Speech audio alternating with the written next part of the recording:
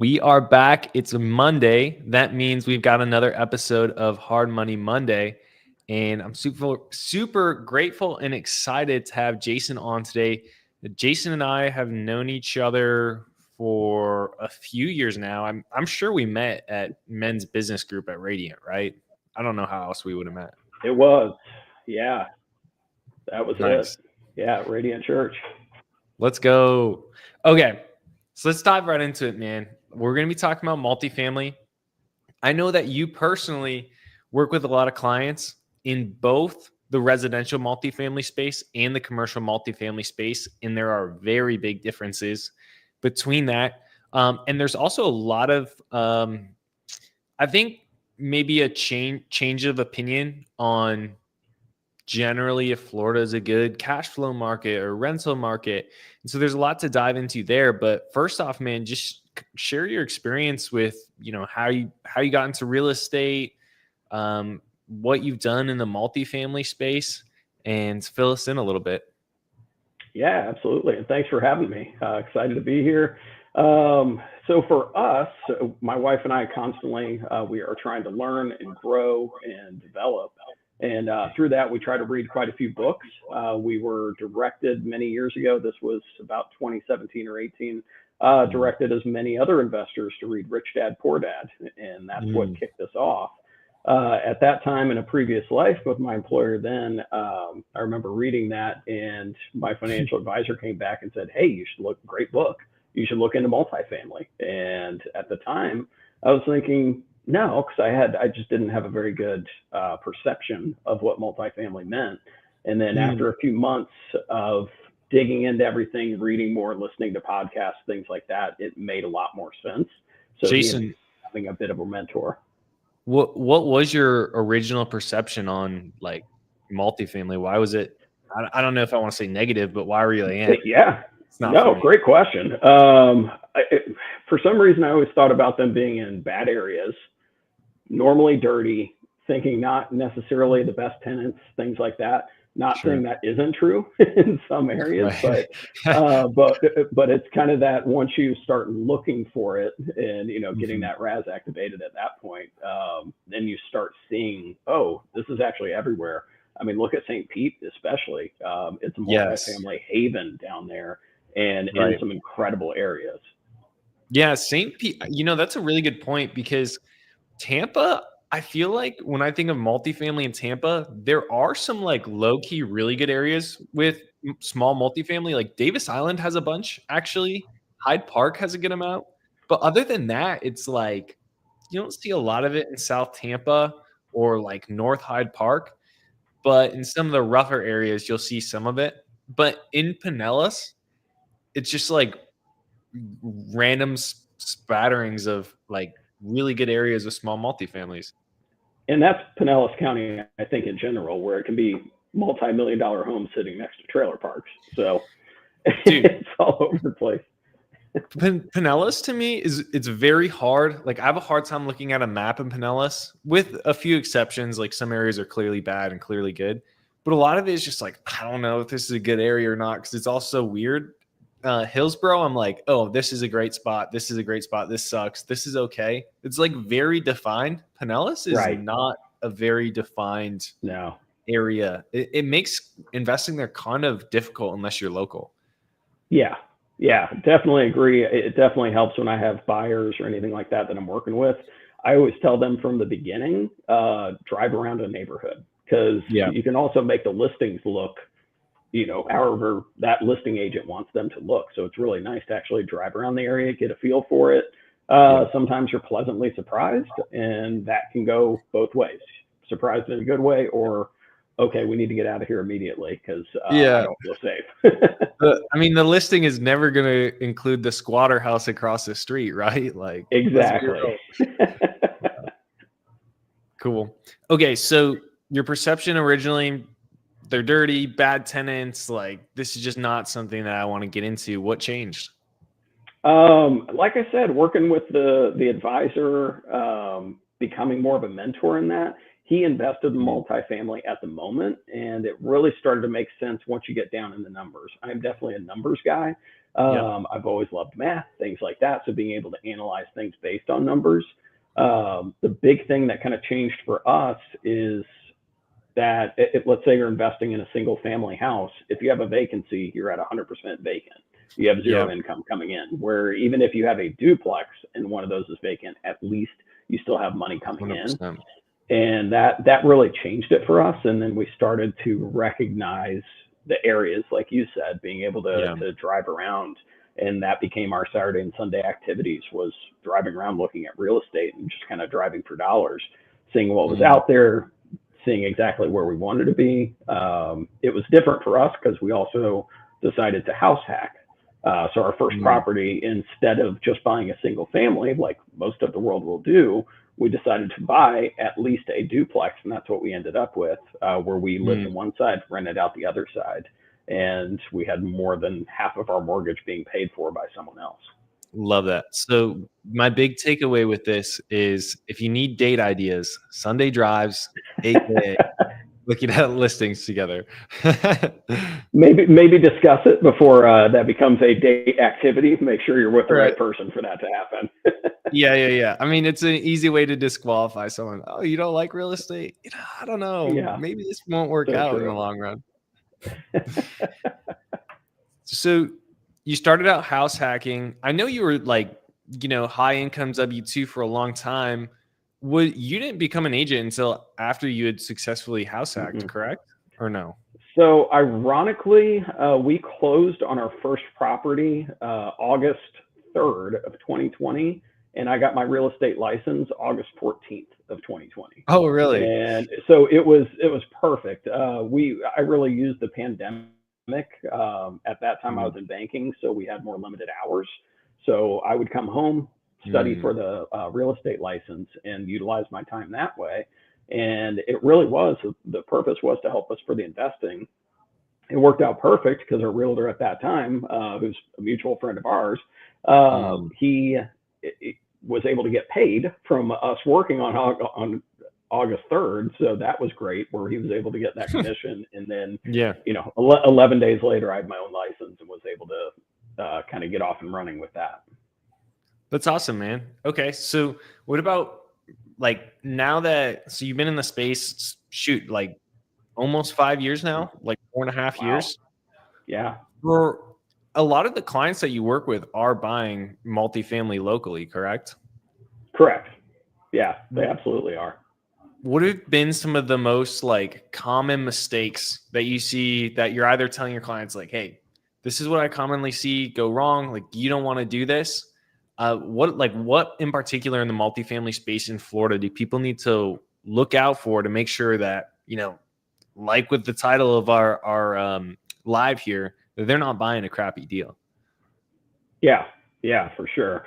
It's tough. There's plenty of mistakes to be made in real estate as a whole. I can speak on our mistakes that we've made, that we've learned from, and it's either you win or you learn is pretty much it. So and so we've definitely made some mistakes for us. Analysis paralysis became a thing, honestly, where it was different for us because we were house hacking, but we made it more of an emotional decision instead of a business decision. So that was one thing, is, sometimes you just need to jump, you just need to go for it. And even the first property we ended up in was not an area that we really wanted to live in. But now, on 4.5 years later, it's a cash cow for us. So it really worked out that we made that business decision. I would say a lot of people are going to be very aware of flood zones right now. That's a big thing. Our St. Pete triplex that we bought last December, or a year ago, this past December, we flooded from Hurricane Helene, and we knew it was in a flood zone. But now we're taking that a step further to look at, okay, flood zone can mean a variety of things. Let's see exactly how many feet above sea level we are, so that know how to properly prepare for that. So I think that's a big thing. Generally speaking, background checks like crazy for your tenants.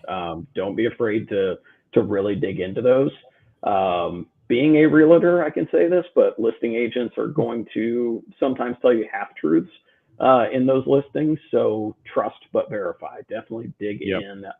If they say rent is X, ask for maybe a T12 or something like that that shows the actual rent history, the rent Yep. roll for the past year, so that you can actually see what's happened there.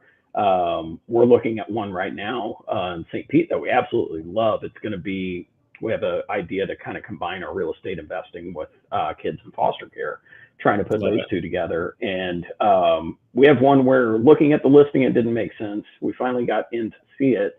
Makes more sense, but there was still just a hole. And my wife is very good on the investigating side. And she just discovered what's going on with it, that they're actually operating like a nonprofit organization out of it. So yes, even though you have all of these tenants in there, odds are if they sell, that organization gets shut down, you're probably going to lose all of those tenants. So that's fine. It's just, you need to know that you don't want to buy $1 million property and month one, everybody moves out and now you're on the hook for the whole amount. So things like that. And then looking at cash flow versus appreciation also, really defining exactly what you're looking for on there is definitely a big thing. Also, I do love St. Pete. I love Pinellas County because at this point, there's nowhere else to build. You can only go up pretty much. So I think naturally that appreciation is going to come over time, but being sure that you have realistic expectations going into it also. Yeah.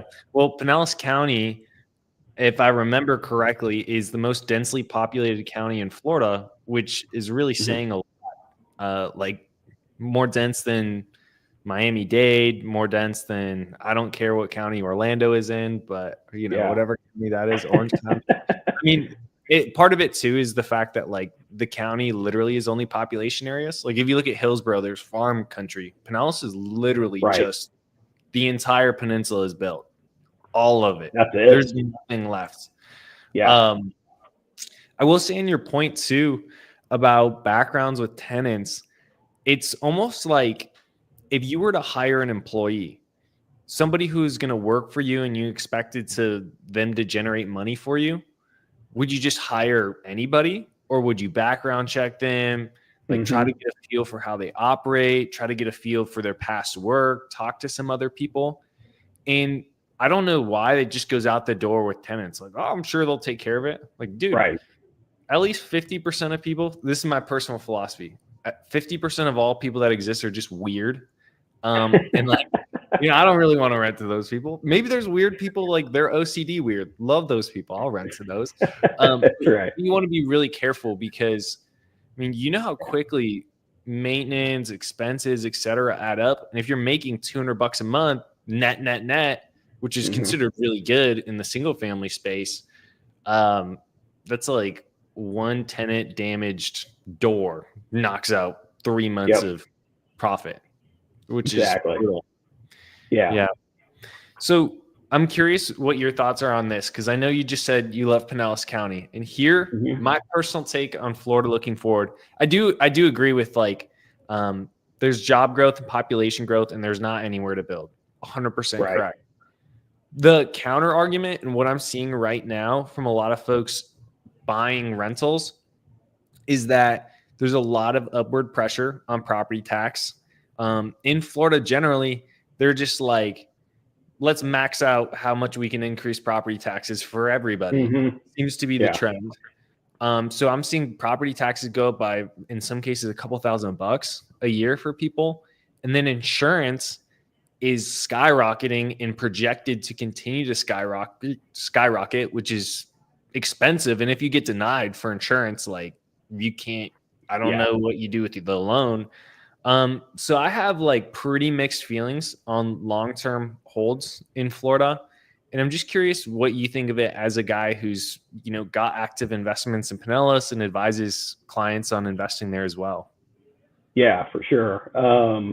I would say control what you can control anyway in one aspect. So doing your research, one benefit of doing the house hack method is you can do homestead exemptions. That's going to limit exactly what they can increase on that property specifically.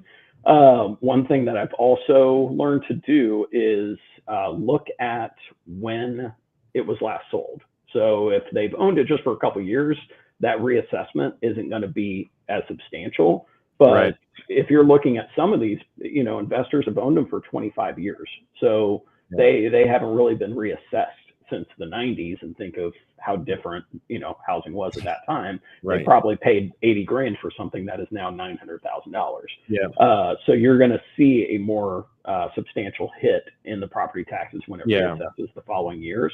So going to the property appraiser website, I know for sure Pinellas County has this. I believe Pasco and Hillsborough do as well. But there's a calculator on there, so you can actually go on there, put it in what is the sales price, and it will, not that this is set in stone, but it'll at least give you an idea of what you can expect the property taxes increase to.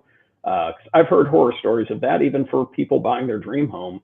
They find it, and then the next year it gets reassessed, and it goes up $500 a month. Well, they can't afford that, and now, what do you do? So that's definitely one thing that I recommend. As far as the insurance side, if you can avoid flood zones, that's part of it. But also you can usually, as far as the insurance side, send prayers. We need pretty much. It's, you can assume typically the existing owner's flood policy, so that does help instead of acquiring a brand new policy, so that can keep costs down. But also have 2 or 3 agents you can reach out to have them run quotes on a property, so that way you can really see, okay, what's out there. Make sure that they're ones that you know and trust, to at least, again, just give you a ballpark. And then when you're running your numbers, you're doing your underwriting, go high. I would always go higher, because honestly, those are going to increase even after the first year. So, just expect that. Hopefully rent increases with it. But. Right. And that's one of the things I've noticed, is that it seems that property taxes and insurance increases have been outpacing rent growth. I mean, I think rents went down annualized in Tampa Bay 2024. And keep in mind, this is the entire metro. So Jackson Heights is going to be a little bit different than rents right near downtown St. Pete. But that is one thing to keep in mind. If you're projecting 300 in cash flow right now, next year it could be 200, even if rents go up 5%. It's kind of funny on the whole reassess thing. So neither of my parents really know much about real estate. And I remember getting a text from my mom last year. She's like, "Oh, this is so exciting. The county is going to go out to our property today and give us an updated value on it." I was like, hate to break it to you, this is not something to celebrate. And then a month later, they're like, "Oh, what do you mean? I'm sure this will be fine." A month later, I heard about how upset my dad was and how he was making phone calls to the county. I was like, yeah, man, they're pretty eager to take your money and spend it on something brutal. Stupid, I'm sure. Yeah, exactly. After a couple of historic hurricanes run through the county, it's a game changer. Oh yeah, I mean, that's honestly a really good point, man. There's a lot of repairs to be made. I think probably the lowest hanging fruit is some analyst comes in and is like, look at all the money that we're not collecting on taxes just because we haven't done reassessments. One of the really cool things, and this is actually available for people in James's elite investor group, which we're both a part of, is an actual walkthrough on how you can call the county to contest your reassessed value. It's a really easy way to potentially save a couple $1,000. So that's, it's pretty cool. I don't know why you wouldn't do that. Yeah, for sure. All right. So outside of residential single family, you're also involved in some commercial. I know for sure. I know that you brought in some investors on a commercial multifamily deal in Texas. So at a high level, one, what is the difference between commercial and single family residential, which kind of sounds like a contradiction in and of itself, single family multifamily. So what's the difference? And do you like one over the other, or what do you like versus not like about both? I guess they're separate asset classes, right? They are. They are. They are worlds apart. Also, technically speaking, anything above 4 units, so you have 5 and up units, that's technically commercial. What we are involved in Texas is a 102 unit apartment building. So that one is very, very different, as you can Yeah. imagine. When it comes down to that residential versus commercial, though, everything it's two different worlds. So the analysis Mhm. is extremely different. The valuation process is different. With residential, duplex, quad, anything there, Yep. you're really looking more at, yes, still rent growth, but appreciation also. It's Hmm. going to be, what did my neighbor sell for? And you're Yep. looking at those types of comps just as you would a single family. And then commercial, though, it's really down to your net operating income. So that's Yep. when people really want to focus more on, if you've heard the term value add. They're really wanting to do that. Go in and be able to, change out the flooring, throw some paint down, update maybe kitchen, bathrooms, and then increase rent. If you can increase rent, say for easy math, let's say it's a 100 unit apartment building, you increase the rent by $100 a month, Yeah. 50 of those units. So now you have just increased the actual NOI on that by $5,000. So, Hmm. so you're looking at increasing the value that way. So it's much less about what is going on with your neighbor. It's more about, Yeah. what do the numbers say within that specifically. I would Yep. say also more of a team effort rather than an Yeah. individual effort. And that's important for you to figure out, hey, are you going to want to try to manage something by yourself? Maybe you want to stick to just a fourplex, or maybe go up to 8 or 10 units if you think you can handle that. But when Sounds you're talking terrible. 100 units, when you're talking 100 units, you have a team there. You also have the SEC that's involved because you're working with investors. You have limited Yeah. partners, which are passive investors. They literally just invest money and they're just trying to collect checks. And then you have general partners, which are more the active members of the deal, whether it's Yeah. asset management, whether it's the investor relations, it's underwriting. There's all of those types of variations there. Different lending requirements between them both. For the most part, if you're Oh wanting yeah. to do anything commercial, you're going to need some sort of sponsor. Depending on the size of the deal, you may need a sponsor because you may not qualify for that commercial deal Hmm. yourself, Yep. especially if you've done one before. So, Yeah. uh, I mean, especially right now after all the notes that didn't perform over the last 2 years. yeah.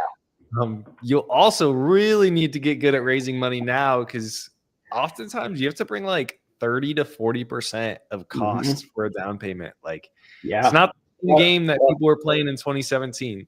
that's it. Plus the capex, whatever money you're wanting to bring in to do the renovations, you really have to factor Yeah. that in. So you may be looking at 50 to 60% of the actual purchase price that you need to bring in from Yeah. investors. What's really funny, man, is like if you would have asked me a couple weeks ago, like, hey, is Rain City competitive with like basically fix and flip loans for the commercial multifamily? I'd be like, not really, man. You have to bring like 30% down. And we do 12% interest. And what's funny is like that's what we've been at for, I don't know, probably a few years. But there's like no market to sell notes right now. And so everybody who was just selling notes before, like they don't lend on it anymore. And so it's like now we're like, oh, that's actually pretty competitive because most people just say no. And we're like, yeah, Hmm. we can actually do those, which is really Yeah. interesting because that's not like terms to get excited about when people before were bringing, I don't know, 20% down, 8% Hmm. rate. Like Yeah. the game has changed a lot. And to you, it's business as usual. So it's kind of crazy that people are like, oh yeah, that sounds great. And as long as you can make the numbers work, that's what it comes down to. 100%. I will say the one thing that is kind of something I don't know if I would say I don't like it about the single family residential multifamily space is that it like mostly it's comparable sales, but there's like an Hmm. implied cap rate to some degree. Like if you Yeah. ask people like, hey, like would you buy this? They're like, oh, dude, they're asking like a 7 cap. No way. But even though that's not really how it's valued, and Right. so for me, that's like people who flip duplexes, triplexes, quads. Like, dude, it is so hard. It's so much harder to figure out your value on a duplex versus a single family.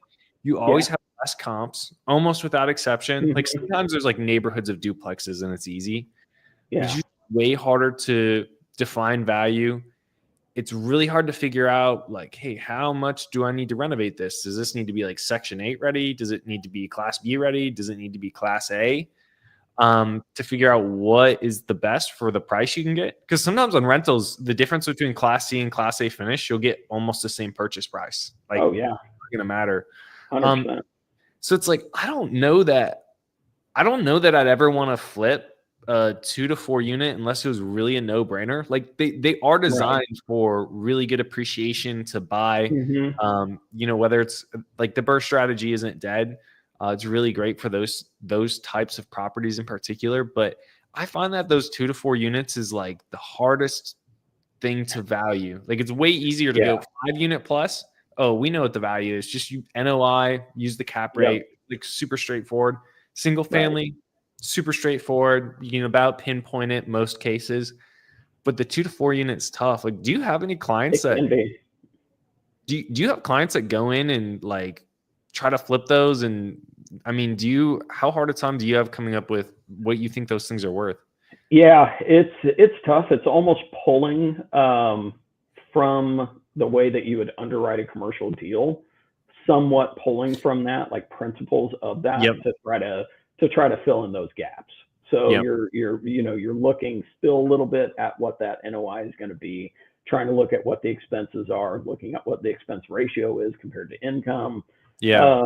looking at, it's been this way for years here, but people love to say, okay, they're currently renting for $800 a unit, but you can get $1,500 a unit. So I'm going to price it like you're getting $1,500 a unit. Right. And it's like, yeah, that's not the way this works. So you haven't done the work to earn the 1,500. But Yeah. Right. Exactly. it's that I use tools also like Rent-A-Meter to be able to see, Mm. okay, what should rent look like. I also use one that's lesser known called Bright Investor, which is really Mm. cool. I'm the creator of that one. Oh yeah, you told me And that one time. yeah, I think I did tell you about that. And that's super helpful, especially if you're looking out of state or an area. Like for Mm. me, I could, sell real estate anywhere in Florida. So I've had investors say, hey, I want to look at this one in Jacksonville. I don't know squat about Jacksonville, but I can go and to that. Don't buy there. Don't buy there. That's pretty much how that conversation went. But I could at least go there and look at job growth, appreciation, crime rate, all of that stuff on this one website to be able to help me seem like an expert up in Jacksonville. Right. But yes, we settled on don't do it. Dude, Yeah. the moment that I know somebody isn't smart or the conversation isn't going to go well is when they go, look how cheap it is.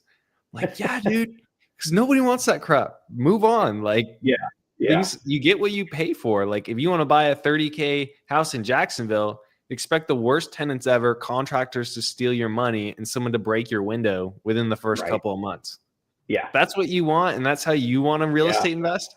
I know slumlord landlords who play that game in Jacksonville, and I wouldn't trade my life for them in a million years. So, and that's a good point though. Also, like know the market and know what those comps should be or what it should be selling. Like we, as a realtor, we look at price per square foot quite a bit. And if you look at, Pinellas County, then anything less than 200 a square foot is probably a good deal. right, So if you see something in Kissimmee and it's like, oh, it's 140 square foot, it's a good deal. Well, you don't know that, right, that's not necessarily true. So, right. yeah, trying to look at those things too. Yeah. Okay. So just like we're coming up on time here. So for folks that are watching in, maybe they've done multifamily investing in the past, maybe they've never done it before. What would you say is like a good first couple of steps for how someone, one, can decide, okay, is multifamily investing right for me? And then two, what do I need to do to get myself in a position where I can actually go and start buying these and doing deals? Yeah, absolutely. I think talk to people who have done it before.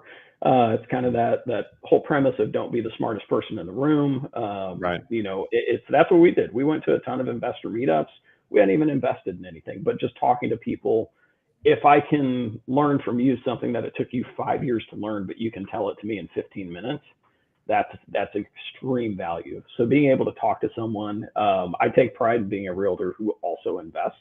I remember Yeah, reading a couple of books where it's like, hey, if you're going to use a realtor, use one who also invests, because I think we have that different lens on things. for sure. Definitely the path of least resistance is the house hack. It's really Yeah, easy.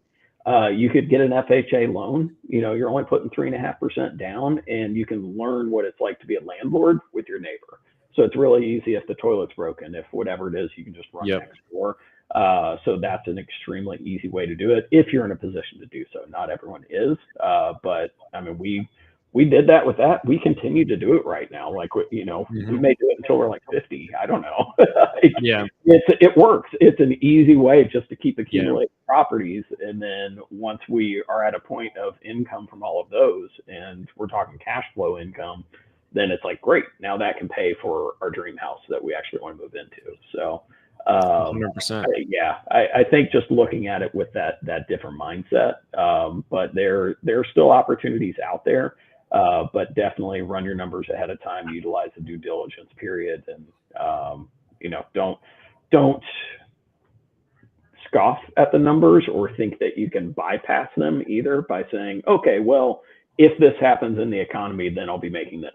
No, like, take the Yeah. numbers as they are. Don't try to. Yeah, Don't. yeah, yeah. You So buy for what it is, not what it could be. Um, exactly. the other thing about house hacking is if you mess up and you have a really bad tenant, you'll get to be very close to them and experience the true pain of not True. evaluating your tenants, and hopefully that'll make you a better Yeah. landlord going forward. Yeah. Block construction helps. At least have a true cinder block wall between you guys. Yeah, yeah, yeah, We've had 100%. tenants that were screamers, and thank God at least for that. Right. Well, Jason, thank you so much for joining in. I saw we had quite a few people tuned into the live today, so it Awesome. sounds like it was valuable, and we'll share this onto the feed as well. So thank you so much for joining. Thank Um, you. Hopefully, I'll see you this Thursday. I think I'll be at Men's Group if you Yep. end up going. Thursday morning, I'll be there. All right. Awesome, All man. We'll right. see you Thanks, then. Jared. Peace out to Cool. everyone who's tuned in.